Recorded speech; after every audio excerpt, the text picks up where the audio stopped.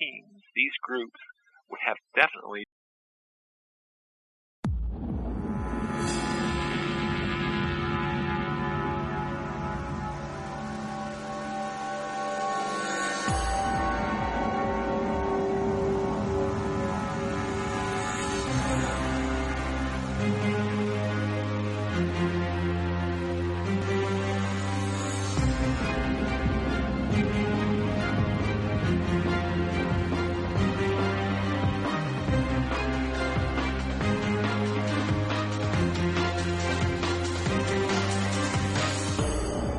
And now, ladies and gentlemen, Banal of America Audio, with your host, Tim Banal. Hello out there, my friends. This is Tim Banal of banalofamerica.com with another edition of BOA Audio Season 3.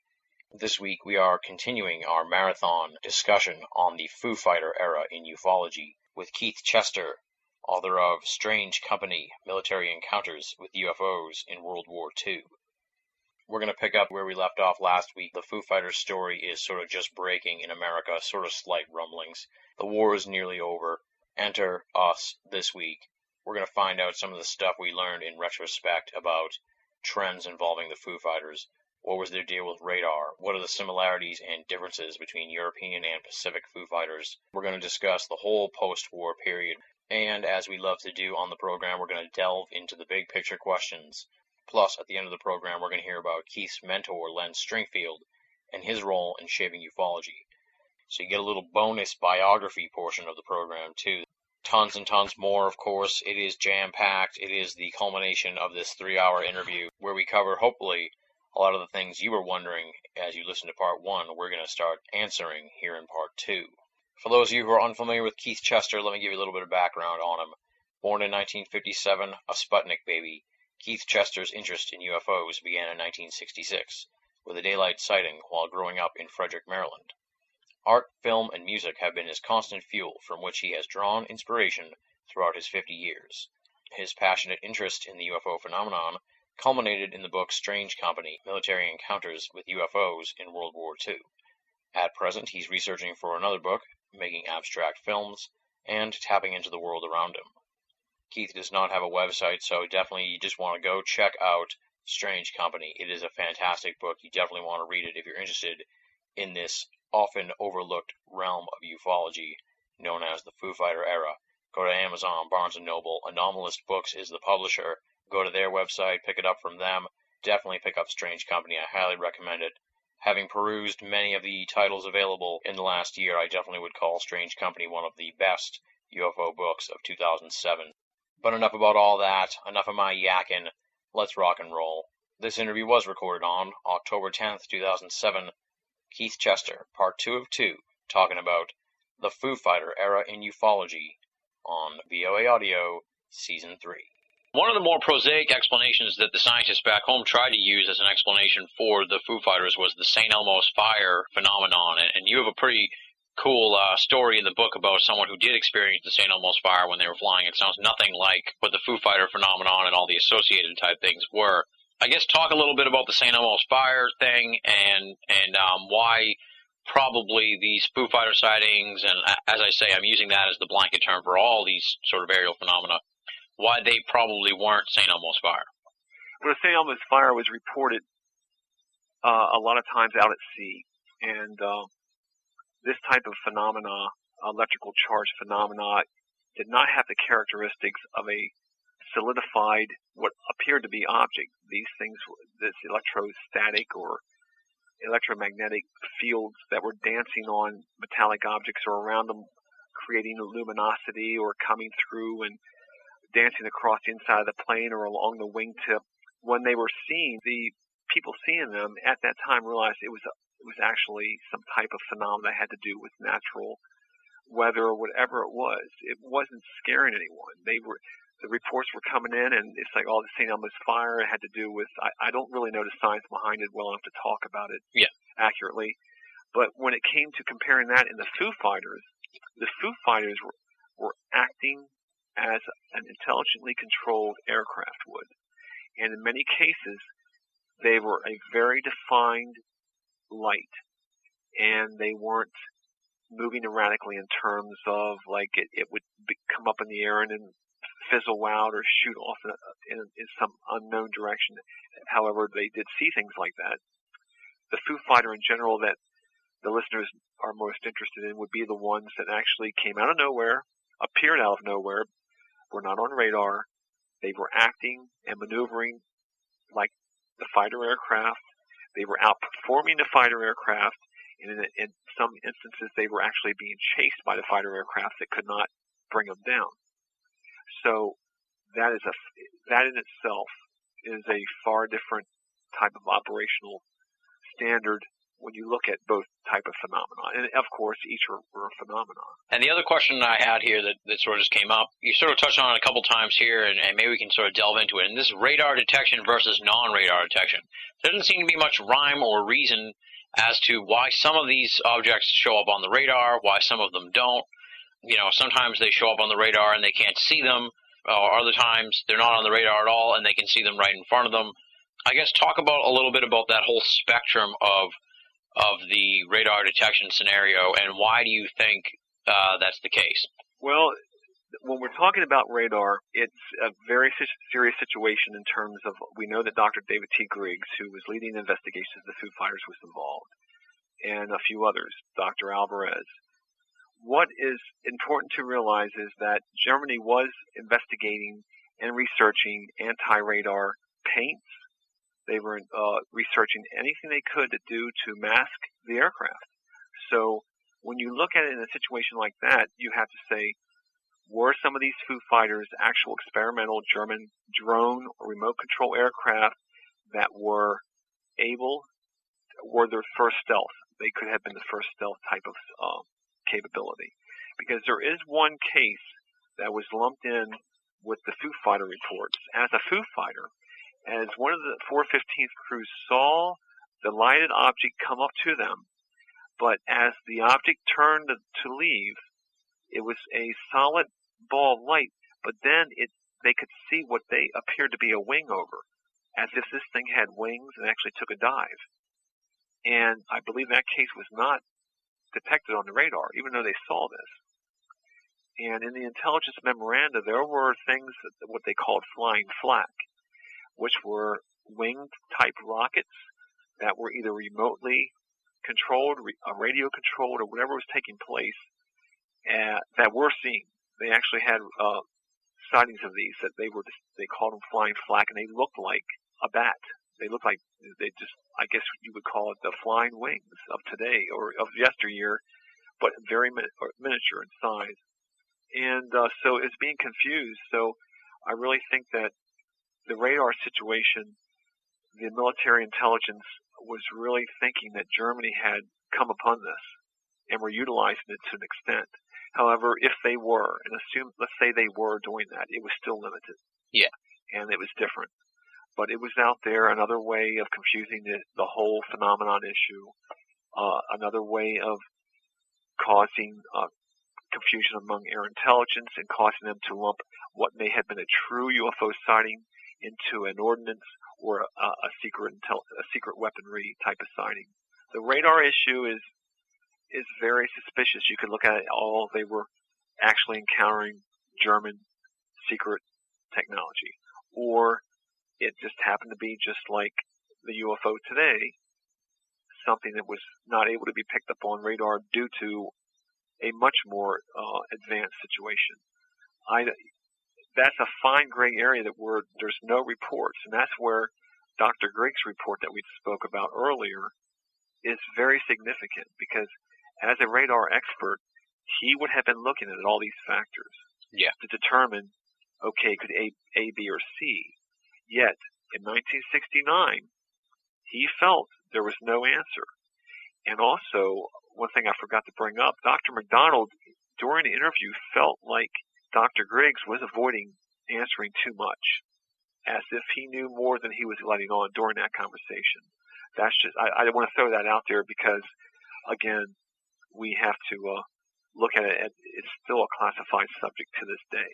Yeah. Let's sort of talk about the similarities and the differences between the European and Pacific Foo Fighter sightings, because obviously there's a ton in Europe, there's a ton in the Pacific realm, Maybe a lot of people don't realize that. Maybe they think it's just a European phenomenon from the war, but actually it was going on in both elements.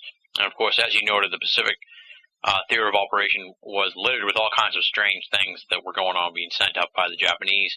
I guess just sort of dive into the similarities and differences between these two different theater operations and the Foo Fighter sightings that were going on there. Okay, for the European theater, Mediterranean theater, it seemed that the Foo Fighter, the objects being labeled under the term Foo Fighter, seemed to be an intelligently controlled aircraft that had high maneuverability and could outperform our aircraft. When we go to the Pacific, the term changes to balls of fire. Foo Fighter is not used. Mm-hmm. It didn't make it down to Pacific Theater Intelligence. For one thing, General LeMay, Curtis LeMay, was running the 21st Bomber Command within the 20th Air Force, and he had his intelligence men really investigate the phenomenon being seen, because it was multiple. There was so much being seen in a period of like between April and June of 1945. It was like unprecedented. They had what they called the BOA, which was the manned rocket, which would actually go into the B-29 bombers and just destroy. It's like a kamikaze weapon. Yep. They had the circular, what deemed to be circular objects come up and pace the aircraft, fly around them, travel with the aircraft for over an hour or more out to sea, turn back, and they couldn't see wings. So I don't know of any reports that really have been discovered that show how a circular rocket or ordnance was capable of doing that at the time, unless it was, of course, remote control or radio control, but then you have to have an aircraft within the vicinity, so there's that possibility, but no evidence bears that. Of course, there were rockets coming up which had a distinct flight pattern, but some things would change course, and that would confuse them. They couldn't label it correctly, and it was just a mass of this aerial tech. I forget the term they used. It was like aerial oddities, pyrotechnics that were being thrown at these bombers by the Japanese, allegedly. But still, mixed in there were aircraft or some type of object that were operating under intelligent control and seemed to really confuse those seeing them. And, of course, Dr. Griggs, when he went down there to investigate this, he realized that what they were reporting did not quite fit the European model, let's say. Yeah. But he realized there was something definitely different and unique that may not be ordnance related. So he was probably looking at it, I'm assuming this, through the eyes that what do the Japanese have that could be in their arsenal at that time of the war that could mimic this? And unfortunately, the documentation doesn't exist. Even after Japan surrendered, Dr. Griggs went in with the ALSOS team, which were scientists going into Japan, interviewing for everything, including the atomic bomb, and nothing could be found. He actually was asking some of the Japanese prisoners of war about this phenomenon, and they had no answers. So he wasn't finding correlation on the ground that could answer what many of these sightings were. So that mystery remains, even though they weren't called Foo Fighters, there may have been indeed some craft that was operating in all theaters of operation of the war that were definitely very unique and out of this world type of technology. Yeah. But what's crazy is even some of the ordnance related material that they were seeing, I personally, and I know of no reports that defines them. It still was considered pyrotechnic phenomena in the intelligence memoranda. Now, of course, I didn't go into post-war documentation searches like I have in World War II. So if it's there, it's to be discovered.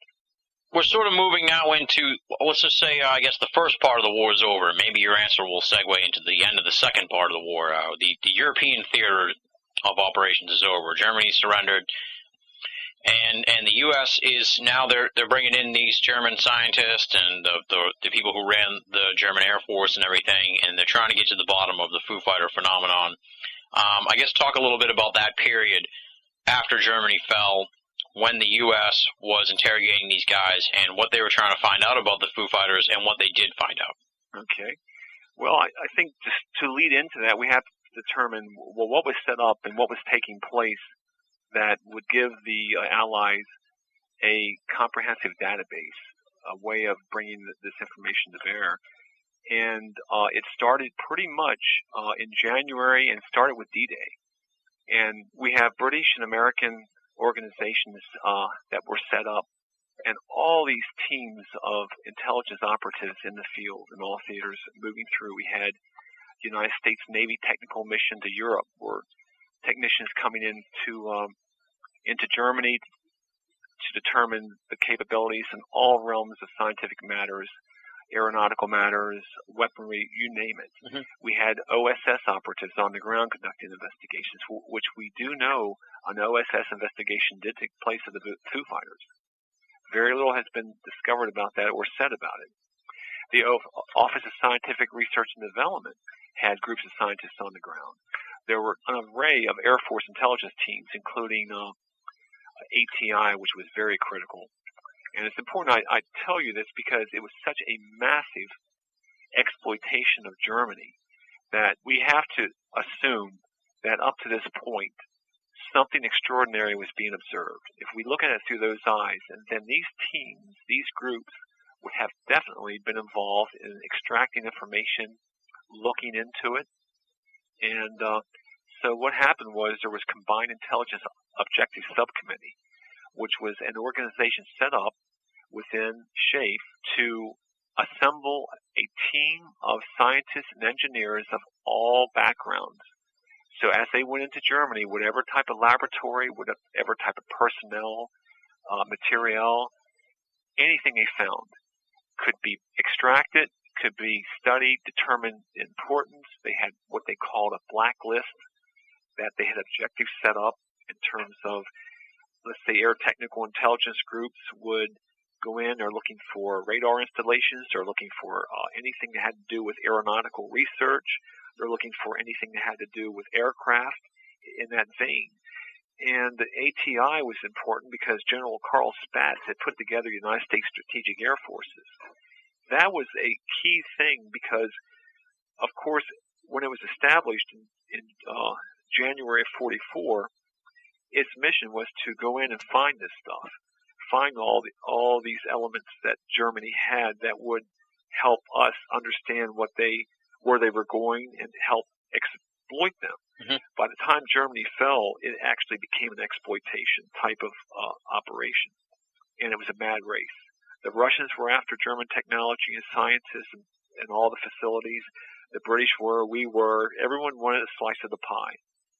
And I do feel that indeed the Foo Fighters were part of those intelligence factors that they were looking for. I think Griggs was involved. Robertson, we know, was involved. Griggs was definitely involved. Luis Alvarez has been mentioned as being involved. And the Alsace mission, I'm sure, was involved. They were looking for the atomic bomb. However, if you look at some of the reports that came out of there, they were writing up reports about stratospheric aircraft. Why? Because it had to do, in some factor, the delivery of an atomic bomb. So they wanted to know anything unusual. We don't care how outlandish, what it is, find out, and let's get it back to headquarters to determine the significance. You had British air intelligence teams on the ground, and a lot of this stuff was being orchestrated out of Wright Field in Ohio. So many people know how important Wright Field is regarding the early years of ufology. And one of the key people was a Howard McCoy, and he was the chief of the Air Technical Intelligence for Aircraft Research Productions. And by 45, he was the chief of intelligence for something called Operation Lusty. What is very important about Operation Lusty is that it stands for Luftwaffe Secret Technology. To this day, I believe that there's much that came out of Germany has not been reported as being German and was exploited in the auspices of the Cold War in terms of that technology was actually continued from the drawing boards, or possibly there were craft in existence that they just started to mimic and utilize, all types of things. We know for a fact that when they went in, they discovered Germans were at least 20 years ahead of us in aeronautical research. Oh, wow. And that really scared the Allied command. So one of the foremost thinkers was General Hap Arnold, who was commanding general of the Army Air Forces, and he put together several teams.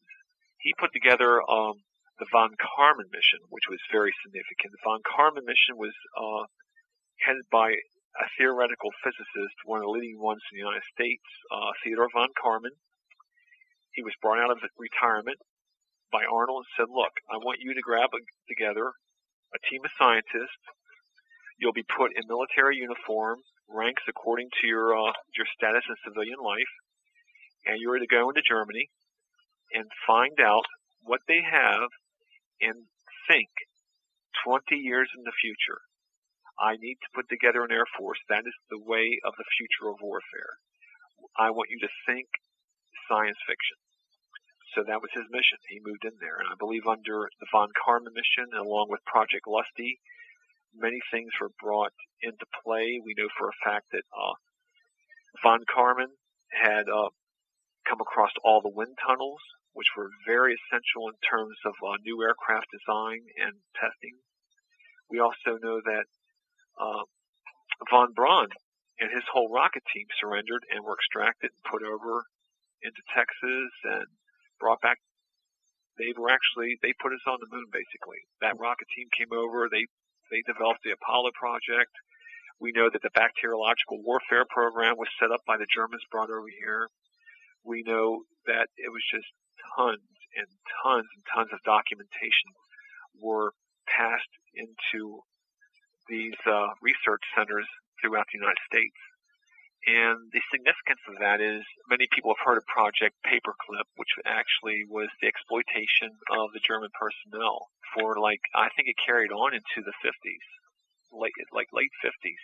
They finally stopped it, but it started with what they called Project Overcast. And to this day, there's a lot of suspicion about some of the Nazi war criminals who committed atrocities, who were very influential with secret technological programs, that they may have escaped prosecution due to the fact that they were utilized by the United States or Allied powers in exchange for their freedom.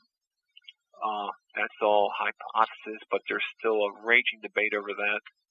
We do know that this documentation was in the hundreds and hundreds of tons just in aeronautical research that was discovered throughout Germany in caves and mine shafts and wells. They were just hiding it everywhere, and I don't think there's been a full documentation of exactly how far they were. And this is why you see the German Nazi flying saucer scenario being proposed in terms of identifying what the flying saucer was during the war. Yeah. And that's another whole in-depth aspect that is very intriguing. But all these teams were there, bring in this information. And so where it led, did it come to a conclusion of what the Foo Fighters were? May well have.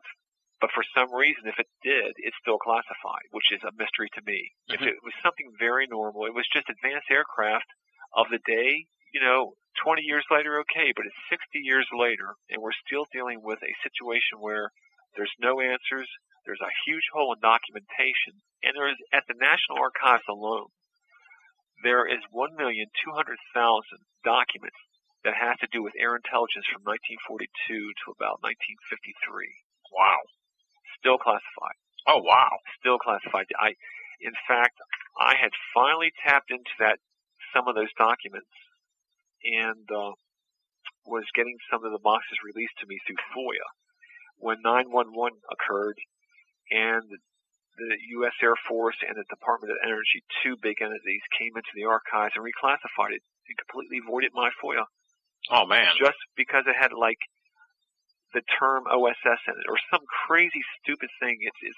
It's a real sour note with the National Archives, because some of the documentation you could probably find at a university library or another organization, but they just did a blanket crackdown on some of this, but there still is a lot of missing holes that could be accounted for in terms of telling us what some of the technology was and, did they know about UFOs?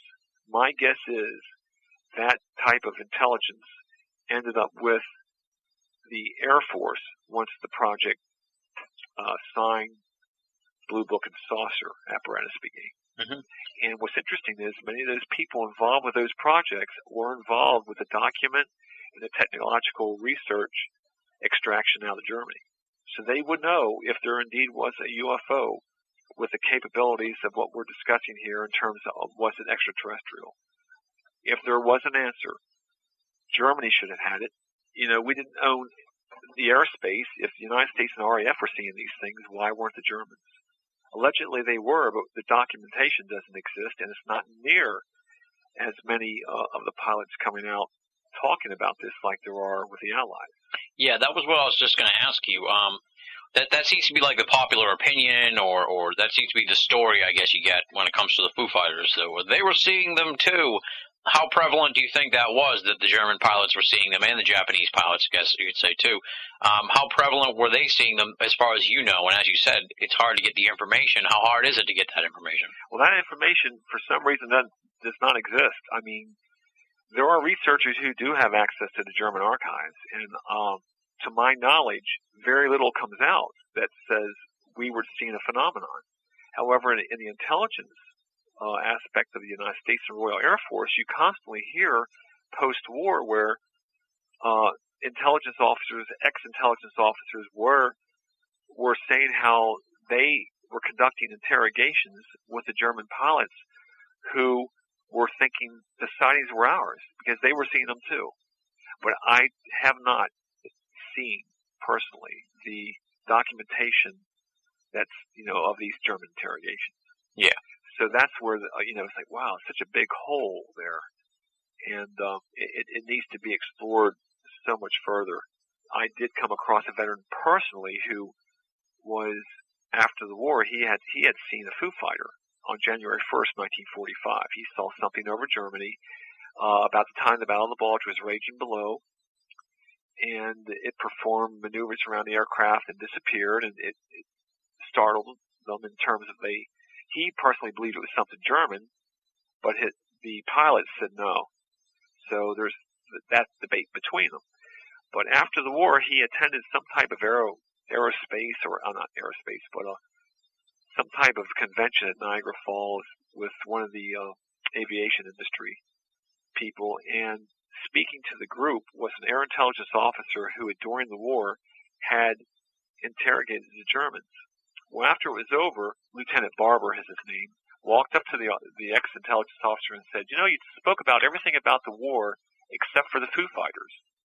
And he goes, oh, the intelligence officer said, you saw those too?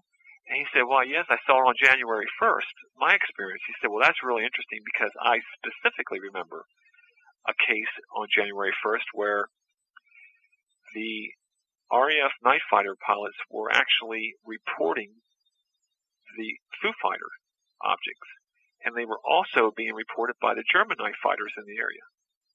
So both people were seeing it, but it doesn't say what it was, where it came from. But however, it was still a strange mystery, and this shows that they were being seen by the Axis pilots.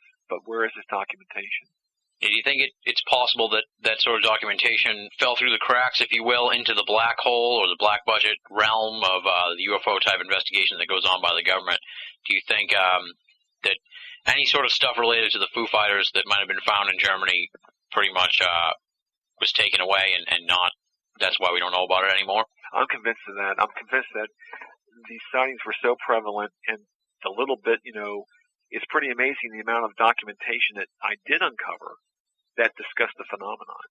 I mean, there was stuff being seen. However, I do think that they had the answers by the end of the war, or they were just as confused as we are now. They just had more information. Yeah. But another mystery is maintaining that type of, some people would call it conspiracy, around the world. How is it, we're not seeing this big release of documents from the Italian government, from the German government, from the Russian government, from you name it. And is it also classified on a level that is, beyond the capability of, civilians to know about? Are we able to actually coordinate with governments at that level to keep that information in? Why wouldn't they release it either? So I think that more answers to the Foo Fighter phenomenon was uncovered with the exploitation of Germany. But why German records do not indicate this, that I can't answer. Just, I can theorize all day long. Yeah. That's the UFO phenomenon for you. It really depends on what eyes you look through. I mean, I really look through, if you look through with the war, with the blinders on during the war, the majority of what was being seen, if you looked at that, you'd have to say German technology. But then you have to throw in the accounts that have not been found, which are extraordinary. And I am convinced that that stuff was censored. But if you look at it just through there's nothing. But when you look at the UFO phenomenon as a whole, prior to the war and after the war, you think, no, there's no way that could be German technology. And the amount of sightings being seen, and you throw in the whole abduction factor, we're going into another whole quagmire there in terms of what could be taking place. And the phenomenon is huge. And I heard Jerome Clark speak. He was on Earl Bruce Knapp's radio show. And he said that we really can't call it a UFO phenomenon. We have to call it UFO phenomena. And I really think that's what's going on, that it's very, very complex, in-depth. But if you look at it through the World War II, just like I did, it seems to be aircraft. And then it comes down to the question, was it extraterrestrial? Was it secret technology? And then both camps can set up shop and say, we feel it is secret technology that has not been given to the public because it was brought in under the auspices of the Cold War. And then the other camp says, no, we were dealing with an extraterrestrial situation because there's no proof that Germany or any other allied power had the capabilities to build and utilize aircraft during those early years, especially when you start having extraordinary sightings in the 30s and early 40s. So it's a big mystery of why there's no good documentation coming out of the other countries. Yeah.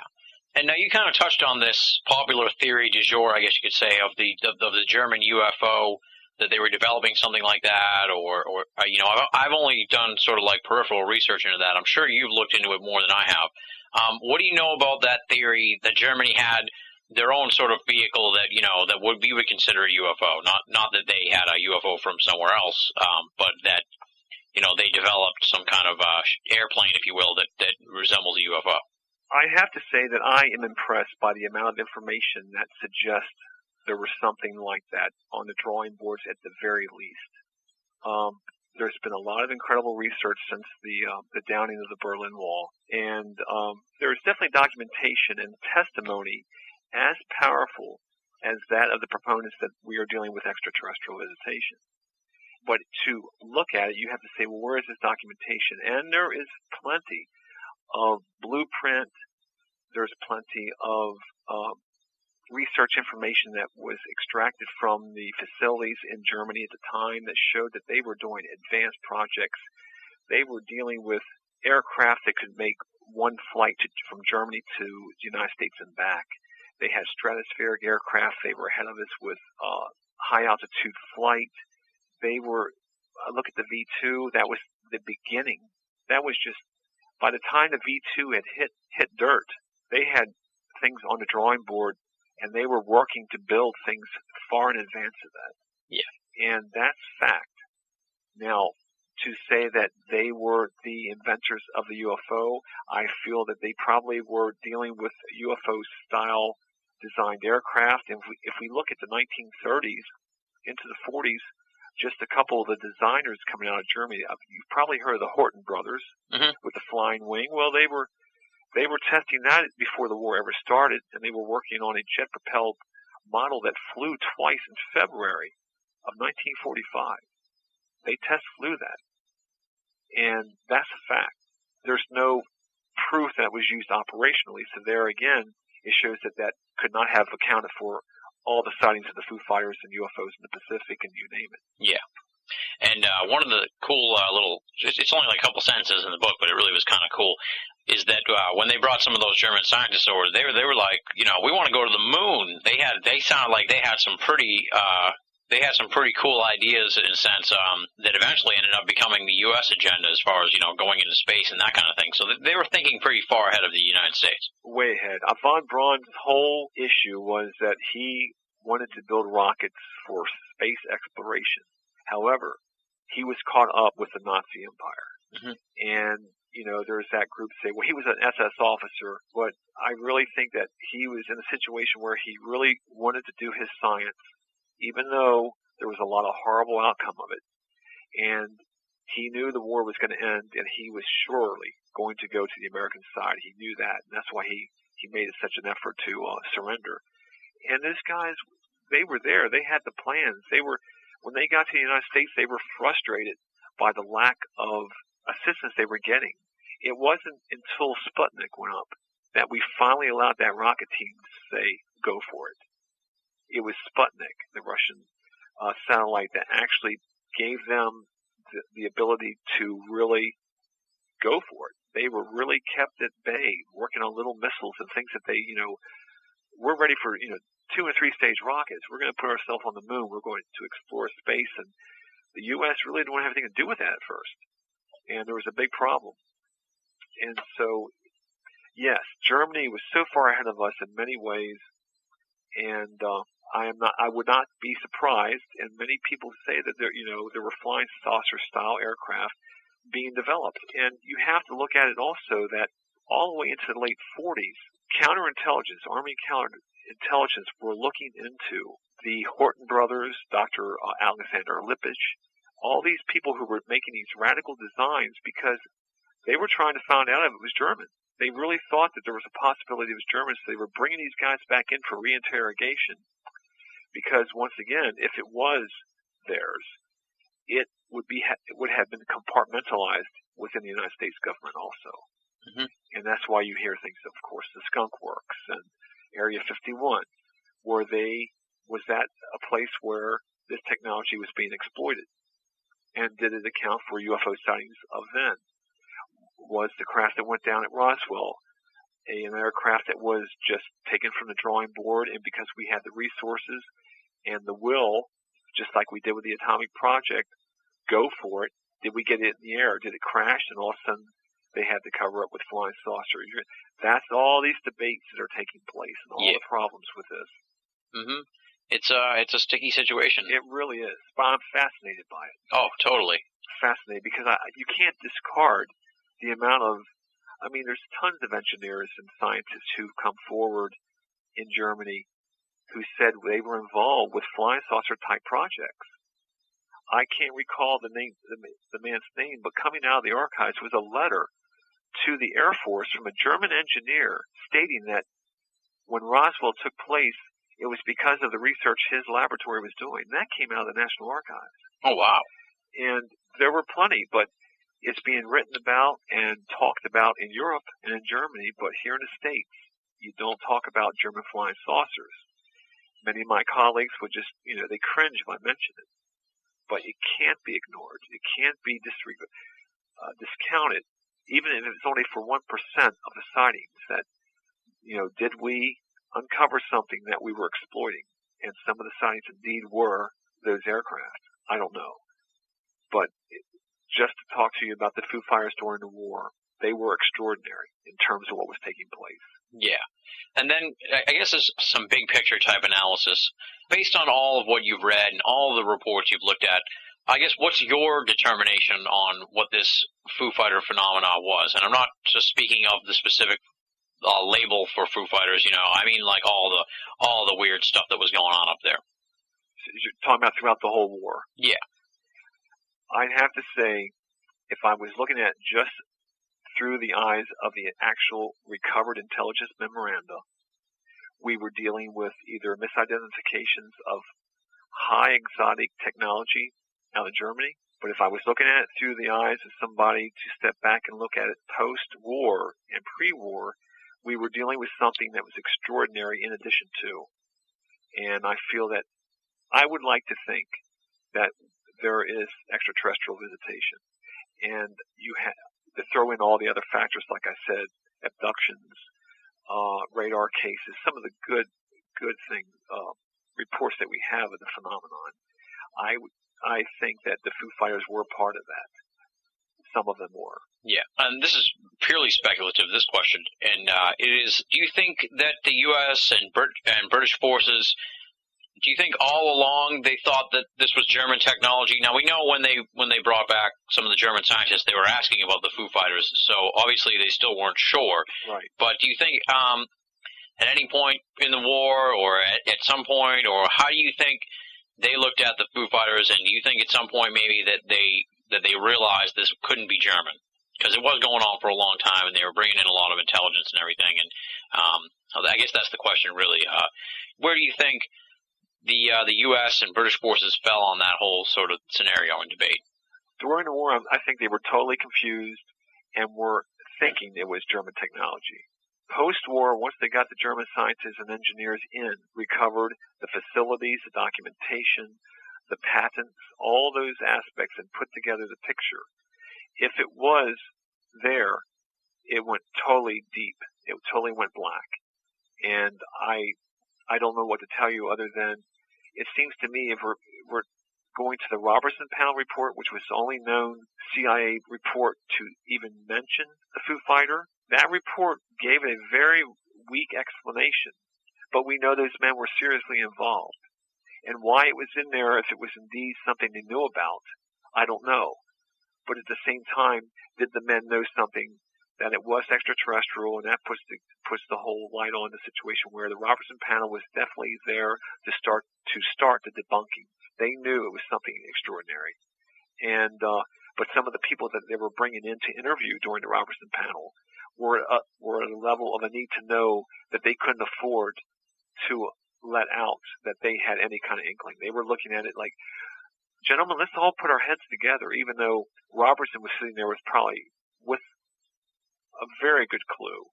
So was Alvarez, Gal Smith was there, and, these men and some of the Air Force intelligence officers, I believe Hynek was brought in to interview, I think Ruppelt was Edward Ruppelt brought in there? I believe he was too. And they just couldn't let out what they did know because it was dark and it was a compartmentalized deep secret within the air intelligence agencies and aerospace agencies, whoever's controlling that information, military complex, whatever. We've heard all this stuff about potential German UFOs, and they interrogated the German scientists and that kind of thing.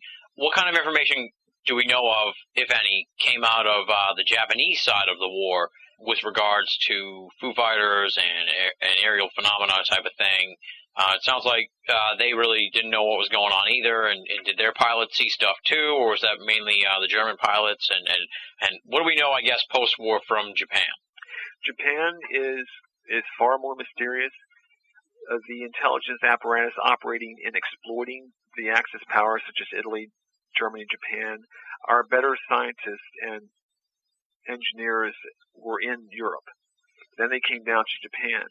The only known reference I know of personally is in Dr. McDonald's notes where Griggs said that questioning some of the people in Japan about the phenomenon, they were just as mystified. They could not account for what our bombers were seeing at the time. Any other documentation, if it exists, it's in Japan or it's in another language, and I'm not aware of it, but I know of nothing. It's really just far, far less than what came out of Europe. We sort of touched on the Robertson Panel. How much do you think the way the Foo Fighter investigation was handled segued into how UFO investigation was handled by the U.S. government? Because we see that that sort of ridicule methodology, if you will, by some S2, I guess. Is that what they're called? Yes. Yeah, some of these S2 guys and their ridicule methodology, I guess you could say, was used in some aspects when people came in with Foo Fighter reports. How much do you think the way the Foo Fighter situation was handled during World War II, how much of that do you think shaped the way the Robertson Panel made suggestions for how to handle the UFO phenomenon? I believe by the time the Robertson Panel met, there was a true art form in investigating, in documenting, and in how they handled that information regarding any kind of public leak. I think that was really, really refined by late war. I think in the beginning of the war, of course, our military is new. When we went over in 42, Stalin was screaming at President Roosevelt, invade France. We couldn't have. We were not prepared. We were not prepared as an army. And so we were developing. So as we developed, those signs were coming in. And I think that's why we were seeing the confusion among units and the reporting. But by end of the war, I think the time that war ended, 46 to 48, it became an art form. And that's why we saw those UFO projects as either a front or an extension of something already in existence, which I truly believe it was a public relations situation with the 3 UFO projects to a certain extent. I think they were getting information, but they still didn't have or even realize they were only part of a cog of a larger thing that had been developed, probably at Wright Field, probably who knows where, but they had made it an art form by the time that the Robertson panel made. Since I didn't even had really known that Robertson and Alvarez and some of these other guys were involved with the Foo Fighter investigation during World War II, I presume that wasn't known at the time either. It wasn't like they established the Robertson panel and they were like, we're going to put these guys in charge. Don't worry, they handled similar situations in World War II. Was it more sort of a coincidence, if you will, wink, wink? I don't think it was a coincidence who they picked to form that panel. I think some of the people were. I think that it was well orchestrated by the CIA because the media was just inundated with these sightings and it was just out of hand. And if anyone's going to know about if the governments are experiencing a phenomenon and they don't know what it is, they just know more than the public, they had to have some of the guys who really had more of a clue, and these guys were on the Robertson panel. I believe Goldsmith, Robertson, and Alvarez were key. Griggs wasn't asked to be there, and even though he was further up the chain, I believe that Griggs was listed as the most knowledgeable in the report, as the most knowledgeable of the Foo Fighters. Where was Griggs? Griggs was the first employee of Project Rand. Project Rand became the Rand Corporation in 1948. Mm-hmm. And it was General Arnold who set Project Rand in motion with the Douglas Aircraft Company. We have to realize these men were radar experts, so they were looking at it as they were aircraft. And then you just have to say, okay, what kind of aircraft? Extraterrestrial or highly unconventional. So that's where it sits. So when that Robertson panel met, they had a real working knowledge of the subject. They were seeing what was taking place in the lower ranks, and they were trying to guide it as there was an actual beginning of a debunking program where it was going from 53 on. It was going to go undercover from here on out as much as possible. I was being sarcastic in the sense that, when they established the Robertson panel, they didn't say, "Oh, don't worry, because we're putting the people who handled this sort of thing during the war in charge." Like the people didn't have any idea that was going. Especially since the report wasn't released till FOIA, I think 74, and I think it was in the conclusion of the University of Colorado, the Condon report. I think it mentioned it, a very watered down Robertson panel report. Since then, more has come to light with FOIA. But yeah, the general public had no clue, and it wasn't supposed to a certain extent. And they were not household names. Yeah. And that's why they were never really, unfortunately, they passed away before anyone with a serious research capability could go after them. Mm-hmm. McDonald, I'm glad he was able to do that. Yeah. But look how he was. He was such a persistent, intense person in terms of going after the truth. Now, we know about all these, we obviously know about all these different sightings and stuff going on during World War II. Did that sort of thing come to an end after World War II, or did it continue on into Korea and future wars? I mean, we don't hear a lot about Foo Fighter sightings from Korean pilots or pilots who flew during the Korean conflict and Vietnam and that kind of thing. Or maybe at that point everything was already so well set up that those sort of reports don't get out. I don't know, but that's what I'm asking you. What's the situation with Foo Fighters post-World War II? Because as people would be led to believe, that it was just a World War II anomaly and that was it, and then it ended, then UFOs started. But what What I'm asking is, combat pilot type of things, did they have their own Foo Fighter sightings in future wars? Yes, absolutely. The sightings did not stop. The big term that came out was in '46, where they were being called ghost rockets at the time, and they were again over Turkey, all over Europe, Scandinavia, and what they believed they were Russian. The Russians were sending captured V2 rockets or whatever ordnance out, in test flights. Mm-hmm. But the problem is they couldn't find them. If they did, they found one, but there was never any clear-cut explanation of what they were, even though they were suspected to be a Russian, exploitation program that was in place. And for some reason, they were launching all these rockets, which were in the thousands, which made no sense in itself. And reports of UFOs were seen during the Korean conflict. In Vietnam. However, I have seen no documentation personally. I think Dr. Richard Haynes, who really has put together an extraordinary compilation of air reports by pilots, both airlines and military, he has some, but it's nothing to the degree that we saw during the war. However, most people don't realize the degree, like you said, until this book came out, of how much was being seen. Yeah. And so are there researchers out there hitting Vietnam era? I have known of no one to discuss that. Are you aware of any? No. So that doesn't mean it's not there. That's the key, Yeah, exactly. Now, what about commercial pilots? I don't really know much about the history of air flight and all that stuff. So maybe commercial pilots weren't even that prevalent during the war. But I guess the question I have is, during the era of the war, during World War II, what about commercial pilots? Were these sort of Foo Fighter sightings? Will they only seem to come about during these combat situations or in the theater of operation areas, or was this also going on at the time with commercial pilots and that kind of thing? It was commercial pilots during the war. I'm not aware of too much, but however, my book, I completely left out all the civilian sightings around the world. I mean, there were many sightings in the United States by civilians reported of craft operating that were not Zeppelins or were not air balloons or appeared to be unknowns, but they were not in the book. And that's the thing. That's where now, as you asked me, we are definitely dealing with something that really it leans more towards an extraterrestrial visitation. But again, a lot of these reports came out of the NICAP files, APRO files, and a lot of people wrote into magazines when there was much more publications on the newsstands. Mm-hmm. And of course, a lot of the early books, like Frank Edwards, and a lot of the people who were really in the 60s digging into the subject, they were pulling in reports that were coming from all over the place during the war. And I believe even Donald Kehoe, when he started investigating, he actually came across the term Foo Fighter, and he did his investigation. He claims he got hundreds of reports from pilots.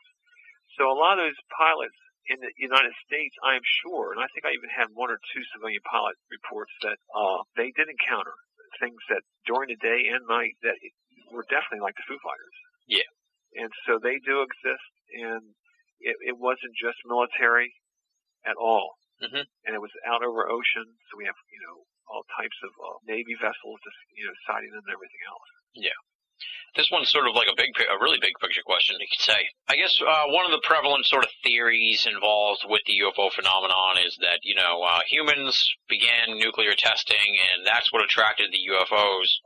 Obviously, the Foo Fighter phenomenon sort of flies in the face to that theory, in the sense that, as far as I can tell, they were going on way before we started tinkering with the nuclear testing and that kind of thing. So they obviously had been here before that. What's your take on that whole scenario, and what's your take on the idea that nuclear testing attracted the UFOs, but this Foo Fighter thing was going on before that, so that might nix that theory? I think it does, exactly. And when I first encountered that theory, it was through Leonard Stringfield. He truly believed that the testing of the atomic bomb in Trinity site in the desert was the calling card for the UFO. He thought that actually brought visitation. He thought that's what it was. And I found that very interesting because, of course, we know he was in an intelligence capacity with the 5th Air Force, moving in to Japan after the war where he had a sighting. he was aware of Foo Fighter reports through intelligence memoranda. That was it. Mm-hmm. And he was, unfortunately, we never were able to talk about this because he died in 93, I believe. So he had no clue to the extent of what was being seen by the military. And the fact that just because they were showing up at the nuclear facilities didn't mean that they were exclusive. It was, of course they're going to show up there, but they were being seen everywhere. And there is a degree of plausibility that because it is a nuclear facility, that is drawing the attention of the UFO. And that's where people believe, well, if it is extraterrestrial visitation, that would be a very logical source to investigate. Yeah. But I don't think that has anything to do with the subject because it goes back too far before anything ever happened. Yeah, because it seems like not only the Foo Fighters, but the airships that you talk about that were flying over Europe and stuff, way like in the early 30s and the 30s and stuff like that. That was way before we started tinkering around with nuclear weapons and stuff, right? Right. Absolutely. So it's massive, and I really wish I could be able to speak, and completely feel confident that my peers haven't uncovered more information. Like the researchers in Sweden or Italy and everything, unfortunately, there's no communication among us to clarify, to enhance what I've brought forth. Mm-hmm. So by no means what I've been talking about on your show has there been any kind of conclusion. This is a work in progress. Oh, totally. And I am totally aware, and I will totally accept any type of flaw that I have presented in my book and rectify that. But the fact is, it needs to be done. There needs to be a worldwide type of organization to bring all this together, as we all know. Just on the war, I would love to see that because I'm sure there's just as much sitting in these other countries that it would just be mind-boggling, the amount of information that was occurring, and you'd have to say, well, it can't be German technology to account for a worldwide type of sightings like this. There's no way. And you kind of touched on this a little bit, but there's not like a Keith Chester out there in Germany or England that's doing the Foo Fighter investigation from that side, or Russia from that side of the Atlantic, right? Have you heard from anybody from those parts of the world that have checked out the book or have checked out your research and said, here's a bunch of stuff that you should consider or whatever? No one's contacted me at all. I was hoping that's what would take place, but it only came out in May of this year. So, yeah. Many people can't read English who probably are aware of the book and they're waiting for a translation of the book. I don't know, and I can't speak German, I can't speak Russian or anything, so there's a barrier there, and I'm sure there's people out there who have researched this just as in depth in other countries. Mm-hmm. You should talk to Paul Stonehill. I know the name. I'm aware. Yes. Yeah, you should check out. He may have some insight into all that.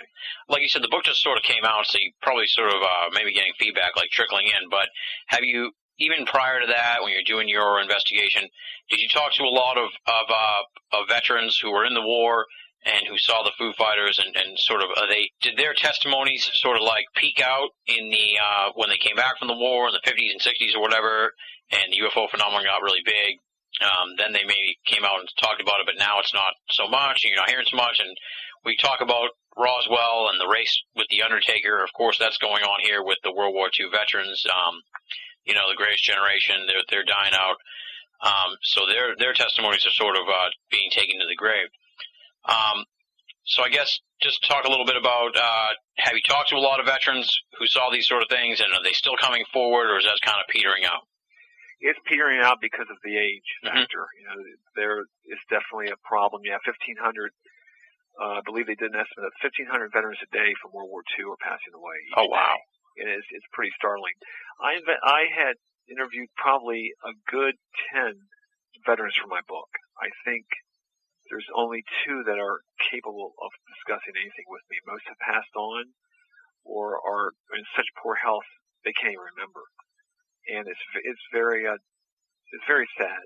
Yeah. And I attended just recently last month a night fighter reunion in Reading, Pennsylvania. Mm-hmm. And surprisingly, about 75 people showed up to that. And so there's about 30 pilots, and Mr. Augsburger, who was commanding officer of the 415th. He's very sharp, still getting around, and we talked about his sighting, but he was the only one there. A couple of the guys had heard of the Foo Fighters. Not all the guys did until after the war, but so much has changed in just 10 years. I think we have seen the best that we're going to see in terms of documentation. Fortunately, I believe the BBC, some other people who are documentarians, they have put together good interviews.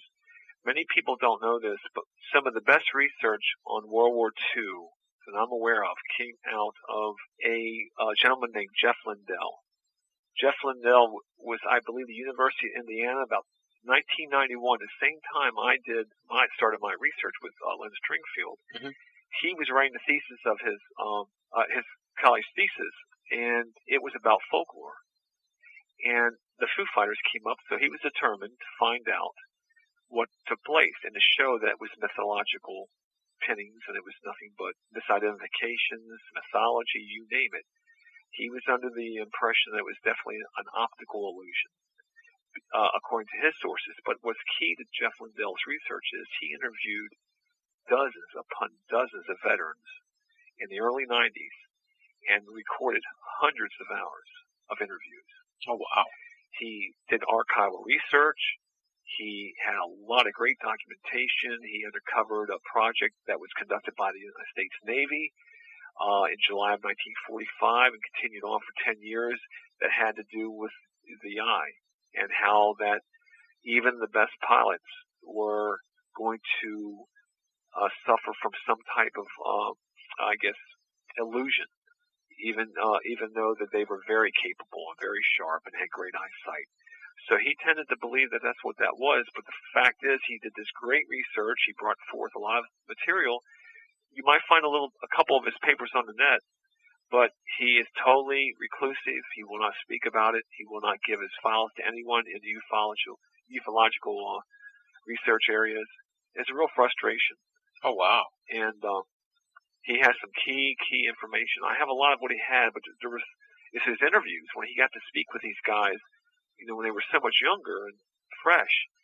And also, one of the largest researchers of the Foo Fighters in England was a researcher named Andy Roberts. Andy Roberts and Dr. David Clark are co-authors on From Out of the Shadows, I believe. Came out. It's the British archives research that they conducted. Anyway, Andy Roberts, prior to that, was very involved in Foo Fighter research, and he had a questionnaire form, and he talked with many pilots and wrote many letters, and he did archival research at the archives there in England. But unfortunately, nothing was published, and a lot of those records went to Jan Aldrich and Barry Greenwood, of which I was able to bring in and utilize. So right there are two people that I'm aware of that are working behind the scenes that many people will never hear of. And a lot of this documentation, I'm afraid, will go, especially with Lindell, I'm afraid that it will just pass on with him. Yeah. And why is he so anti-UFO or helping out the UFO people or sharing his information? Does he ever sort of let on to that sort of thing, or is it just because he's one of those hardcore non-believers? I think he is an analyst with the United States Air Force. I don't know if he still is, but he's convinced from his research that it was definitely something that was not attributed to anything but misidentification. And he had none of the extraordinary reports that I talk about.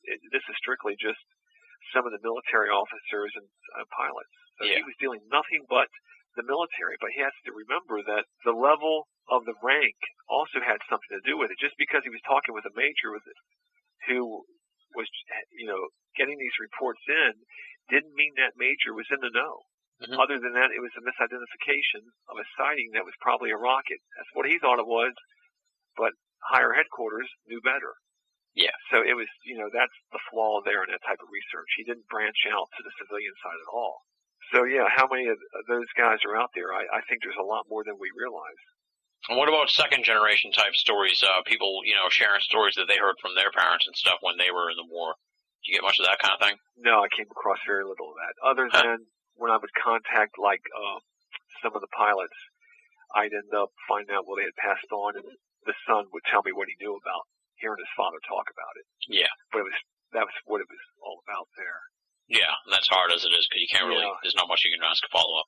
All right, just to sort of wrap things up, put a big bow on the whole subject, you dedicate the book to Len Stringfield, your mentor. Talk a little bit about Len Stringfield. He's one of the really important people in the history of ufology, and as we've pointed out a lot of times on this program, ufology really, its history is sort of nebulous and doesn't have much of a, there's not too many people carrying on the history of ufology and talking about some of the key players, with the exception of some guys, like Hynek and James McDonald.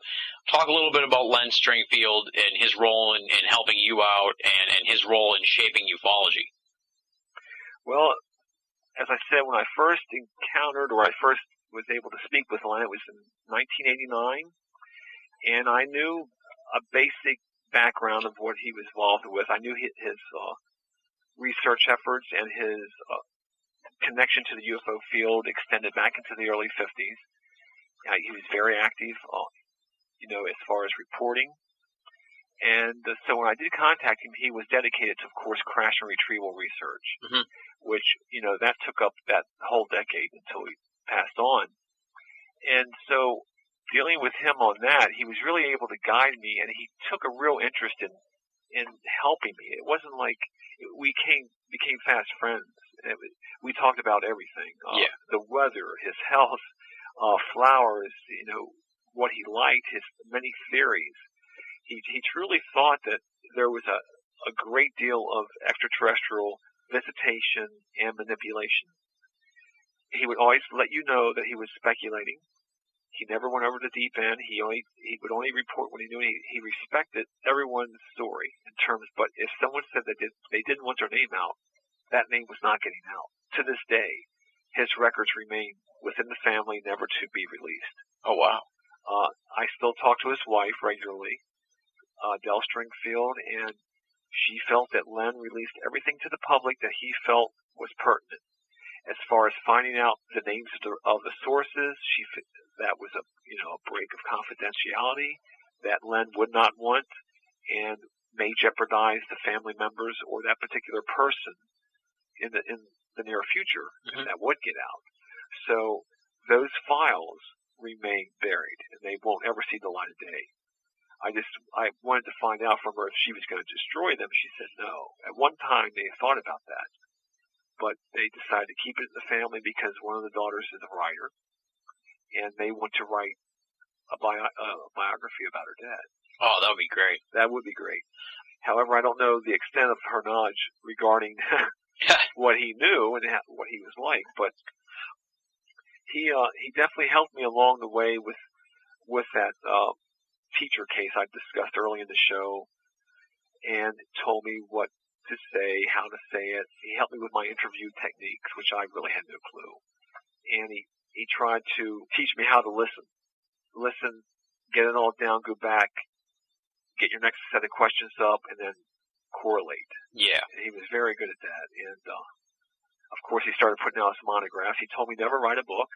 He said, don't write a book. It was the worst experience he ever had when he wrote Situation Red in the 70s.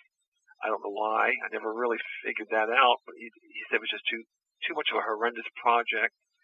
So I didn't take his advice on that.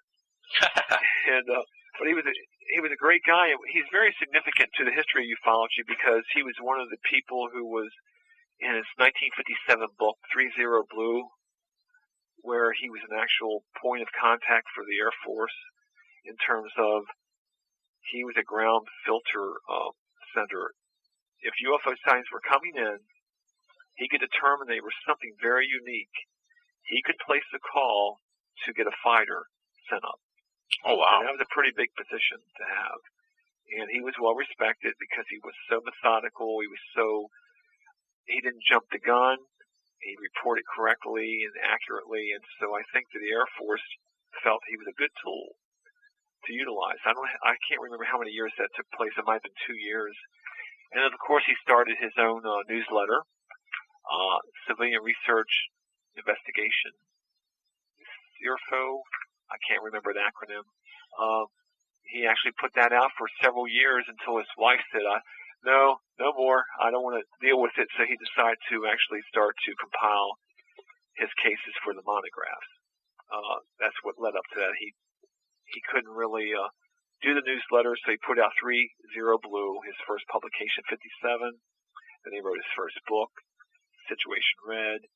And then, of course, the monographs came later. So he's very, very influential. He was part of the Roswell scene. He was one of the first people to interview Jesse Marcel. He was able to get that whole slew of original witnesses that came forward. Pappy Henderson, the B-29 pilot, who flew the wreckage to right field, allegedly. He was able to interrogate them, not interrogate, but interview them in the late 80s, early 90s, before Kevin Randall jumped into the field, and Bill Moore, and Charles Berlitz, and Don Schmidt. Now we have a whole army of researchers. Many are great researchers to the field, but it was really Len was one of the pioneers of that. It sounded like he really the grandfather of the crash saucer investigation because of so much information that he had. Yeah, I asked him. I said, well, I don't understand why you. Why are so many doctors coming to you and personnel coming to you? And he said, well, he happened to be at the right place at the right time. People had seen some of his publications, maybe heard him speak when he was out, lecturing for MUFON conventions and things like that. He said that most of the people were coming to him only because they had no other way to talk about it. Yeah. To let someone else know. They couldn't, in many instances, they couldn't even tell their family, because the family was at jeopardy because of that type of pressure allegedly put on these people by government and military officials to keep it quiet. So he was, like a psychiatrist or psychologist, a radio show where you're calling in like Dr. Frazier. So he was able to accumulate some great stuff. However, many fault him because it can't be verified. So I'm sorry that exists out there, but he was a very honorable man, and his research ethics were top notch. Now you said he shared theories with you. Like, what kind of, what did he think about the UFO phenomenon? What was his take on it? He had been in it for so long. What kind of conclusions had he come to? And I'm sure he had all kinds of sources and that kind of thing too.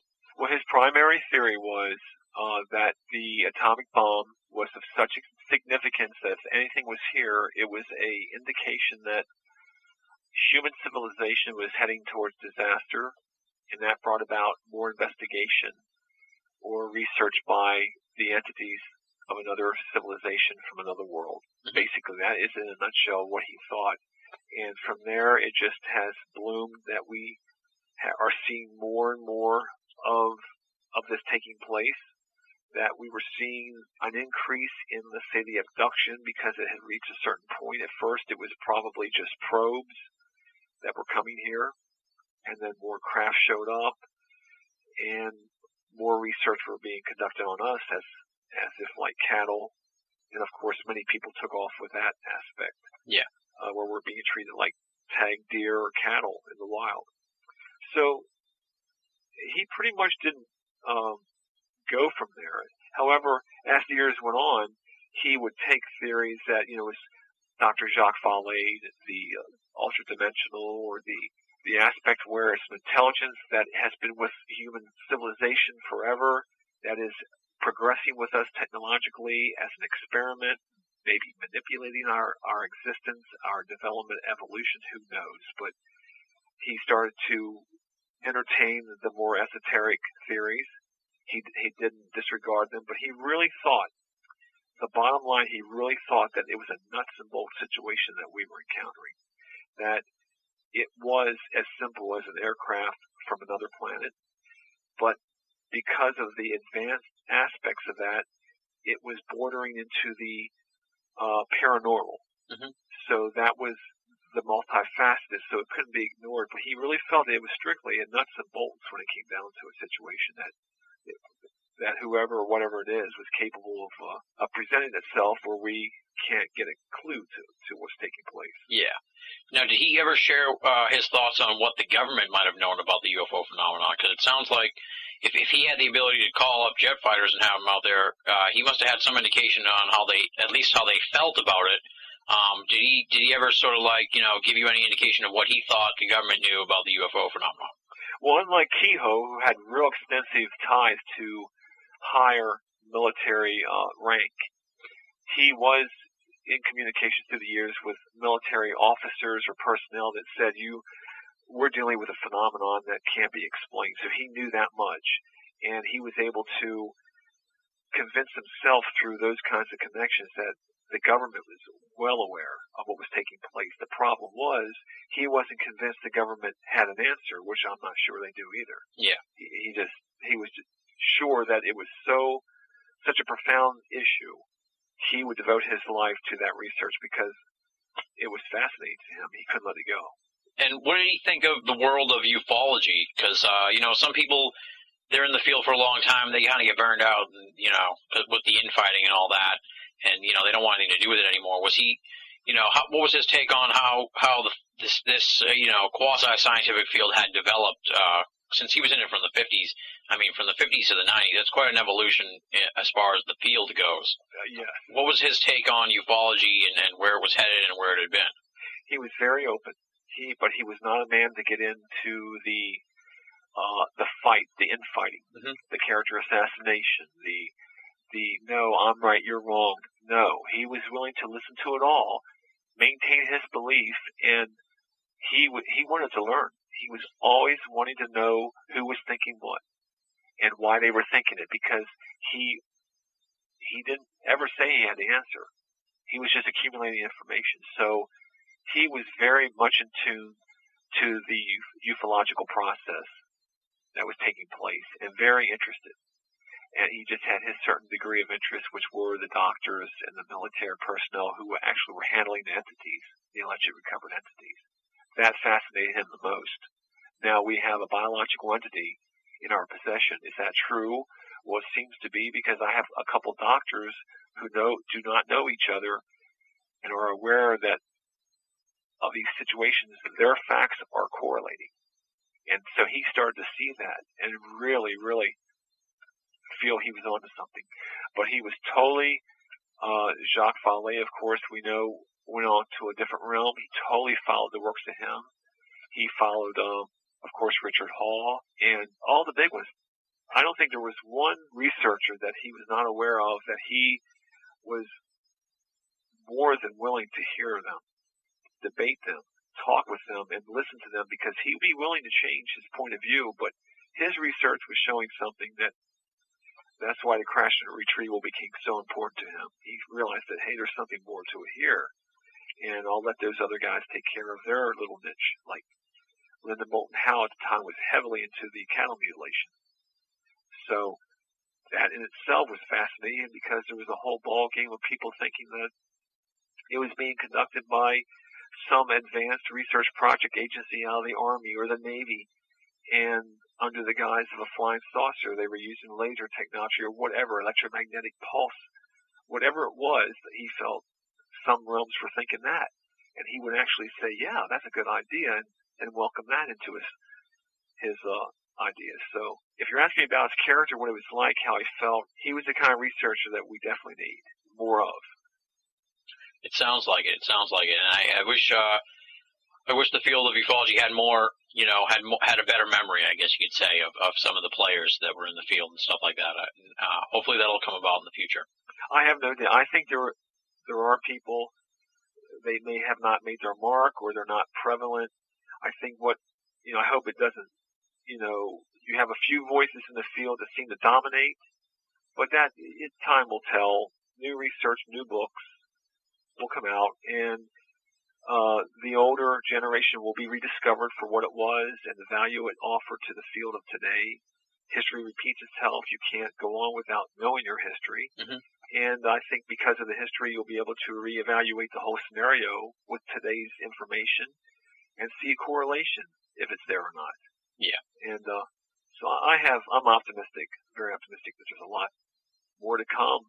There will be other Stringfields. There will be more Don Berliners, Bruce McAbees. There will be more Jerome Clarks. We'll see a whole new generation of those. What's next for you? What do you have coming on down the pike? Any speaking engagements you want to mention, or any plans for future books and stuff like that, or what's coming up, in the end of 2007, 2008 for Keith Chester? Well, I have not stopped researching. I've been going to the archives weekly.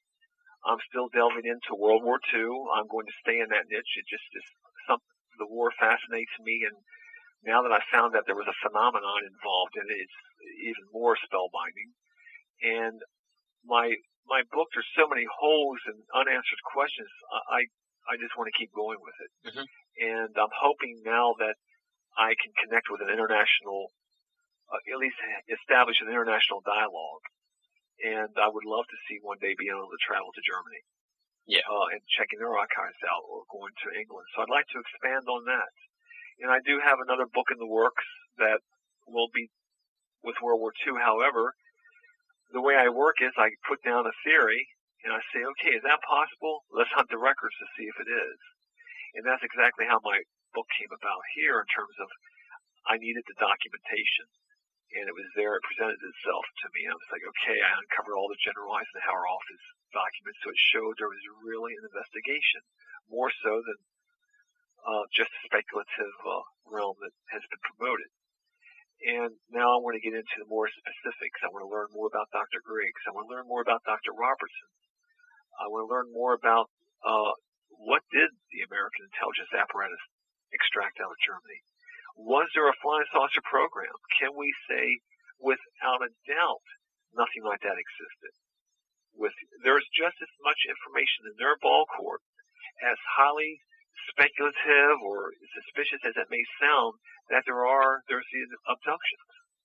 So it really needs to be explored and should not be shut out, and we should keep going. And I will stay with World War II. That's what I plan to do. I have a speaking engagement near Philadelphia in April of 2008 to a very small group.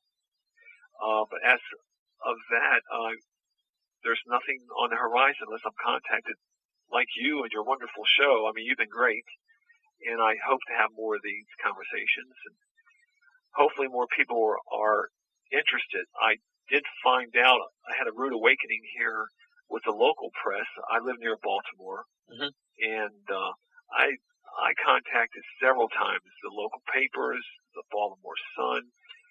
No reply, no interest. Oh, man. And yet you'll see in one of the local papers where someone wrote about the history of decoys or something, and a new author, which is great, and I admire that, but I find that, especially with Ken Burns' war documentary on the relationship between a generation and the phenomenon, why would they not take interest? But there's been no one interested. Weird. You were the first. Well, I appreciate that. Thank you very much. And, I now am hooked on your show, knowing what you are about, knowing what your show is about, because I've had a chance to research your site, and I apologize for really not having done that prior to our contact with each other, but I'm not a big internet searcher. I didn't do any research hardly at all on the internet because I felt like I needed to see the sources myself from the real archive sources. Mm-hmm. I can't trust a lot of the documentation up there, if it's for real. Of course, John Greenwood, that may be a different source because he seems to be leading with that kind of situation, as is a couple other things like Project 1947 and NICAP's site with Francis Ridge. Mm-hmm. A wonderful site for historical documentation, if you're aware of that. Anyway, so I just hope more people contact me, such as yourself, and I really appreciate the time you've given me and the fact that you listen and have asked me questions beyond a couple, surface issues. We don't do service issues here on the show. Well, let me just say, this book is awesome. I can't put it over enough. Strange Company, Military Encounters with UFOs in World War II. You've done an invaluable service to the UFO field with this book. We need more researchers like you. So many people want to just jump into something that's been done to death. If I see another Roswell book, I'm going to cry. So to get my hands on a book that does a thorough examination of a whole realm of ufology that just does not get enough attention, which is, of course, the Foo Fighter phenomenon and all the accompanying phenomena that are a part of that, was just a huge treat to me, and I just loved the book. Is there a website to plug? Unfortunately not. No, Okay. I have no website, no. Where can people get the book? You can order the book from any bookstore. You'd have to go in and order it. It's not on the shelf. It's printed by Anomalous Books, and of course Jerome Clark wrote the foreword. And then again, you can go to Amazon.com, any internet, and just order it. Just type in the name of the book, my name or whatever, and there you go. It just doesn't physically sit on the bookshelf, but it's available anywhere. That's fine. We're an internet show. People should be able to get a hold of it, and they definitely should. It's a must-read for any serious student in the field of ufology. Again, the title of the book is Strange Company, Military Encounters with UFOs in World War II. It is awesome. I highly recommend it. Keith, thank you so much for coming on the show. I had a blast talking to you. I appreciate so much you just given us so much time and really a thorough look into this phenomenon in the book. And I just thank you so much for coming on the show and spending so much time talking to us. My pleasure, and right back at you. It's a show like yours that's going to get into perspective what the people need to know about the history of this subject and keep it in check, because it's very important history. And the fact that you're doing that puts you a notch above the rest, absolutely. I'm a big fan now, and I will definitely spread the word about you and your show. Awesome. Well, thanks again for coming on the show. Okay, thank you. That does it for this week's edition of BOA Audio Season 3. Big, super huge thanks to Keith Chester for coming on the show and giving us so much time. As we've noted, Keith does not have a website, so I will just go ahead and recommend you pick up Strange Company, Military Encounters with UFOs in World War II. It's available via Anomalous Books, Amazon.com, BarnesandNoble.com. Go to your bookstore, ask them to order it, they'll pick it up for you. It doesn't matter how you do it, but definitely get your hands on a copy of Strange Company. It is an outstanding book and easily one of the 10 best UFO books of 2007. Moving right along, it's time now for BOA Audio listener feedback, and we have a short and sweet letter this week that came relatively recently, but moved to the top of the inbox. It comes from someone billed simply as SAP, under the title of, "Thank you, Mr. Banal of America Dude." Here's what SAP has to say. "Hey, I discovered you through Red Ice Creations a while back, and I have to say that your style is the illest in the game. Keep it up. Peace from Norway, SAP." Thank you so much for writing in, SAP. As I said, it was short and sweet, and it moved to the top of the inbox for the simple, unwritten rule here on listener feedback. International letters always move to the top of the list. We've heard from listeners all over the world, and now we can add Norway to the list. I love hearing from the international listeners, and I am humbled to be told that my style is the illest in the game. Stick around, SAP. The month of December is only going to get iller on BOA Audio. Thanks for writing in. If you want to be a part of BOA Audio listener feedback, either simply go to banalofamerica.com, click the contact button on the left-hand side of the screen. That'll put you on the contact page. Or simply write to boaaudio@hotmail.com. Either one of those methods will put your correspondence on the road to BOA Audio listener feedback. Up next, of course, it's time for the thanks portion of the program. Super huge thanks to the fantastic BOA staff, Leslie, Chiron, R. Lee, Joe V., and Tina Senna.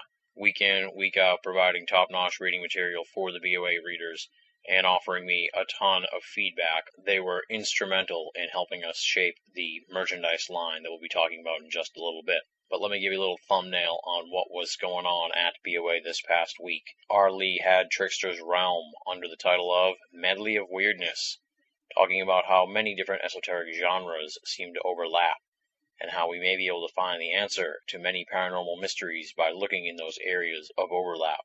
Leslie's Gray Matters tackled the whiter shade of gray, discussing how many people seem to identify the grays as being gray-skinned, and base this on the Whitley Strieber Communion book, but in reality, the cover of Communion has a tan/greenish color alien. Leslie sort of digs into that mental framework of why people seem to make that incorrect connection between Communion and the gray color for the Greys. Wrapping up the week is Chiron's K-Files with Destroying the Universe, talking a little bit about the global warming debate and some of the latest news in that regard that has to do with cosmology, dark matter, and a host of other weird and wild stuff. So as you can see, tons of stuff going on at Banal of America this past week. As we say, week in and week out here on the program, if you're only listening to the podcast and you're not reading the columns at banalofamerica.com, you're only getting half the story. Now, usually is the part of the program where we talk about making donations and how we need your help and support, but over the past couple of weeks we've been teasing the new line of BOA merchandise, and I am happy to report that it is now available for you to check out and hopefully purchase at the BOA store. How can you find the BOA store? That's simple. You go to banalofamerica.com or the page where you got this audio. You'll see the ad flashing the new designs for the BOA merchandise. I've been working on it for over a month now with a very talented artist. Goes by the name of Circle Dancer. I'm sure it was definitely trying for Circle Dancer to work with me because I was always hitting on the little points. I want this changed. I want this moved an inch. It was a little crazy at times, and I thank Circle Dancer for her patience and hard work over the last month in putting these designs together. What are the designs? UFOs are real. Get over it. I believe in Bigfoot. Aliens built the pyramids, and one that is very popular, it seems already, Stonehenge was an inside job. These are the kind of merchandise that people will see you wearing. It'll start a conversation about all the different esoteric topics we cover here on the program. Now, when you're wearing the merchandise, you can let your freak flag fly and really engage people in esoterica. In addition to the very cool new BOA line, I got a little something special here for the folks who listen to the end of the program. You're the hardcore listeners, and I want to give back to you a little bit. So I'm going to give you the heads up on a very cool promotional deal that we are going to announce next week on the program, December 8th. But we're going to give you the heads up here on December 1st. Next week's guest is Jeremy Vaeni. He has been very generous and donated over 20 copies of his book, I Know Why the Aliens Don't Land. They are going to be part of a little promotion at BOA we're going to call Vaeni Mania. And what is Vaeni Mania? Pretty much for the next 20 people who buy stuff from the new BOA store, you're going to get a copy of Jeremy Vaeni's book as well. Go over to BOA, pick up some merchandise, drop me an email, and say, hey, I heard about Vaeni Mania already via the end of the program. I bought some stuff at the store. Here's my information. And you'll be on the list to receive one of the 20 or so copies of Jeremy Vaeni's book. Don't say I never rewarded the folks who stick around here to listen to the end of the program. You are my favorite listeners by far, and as such, you get first crack at Vaeni Mania.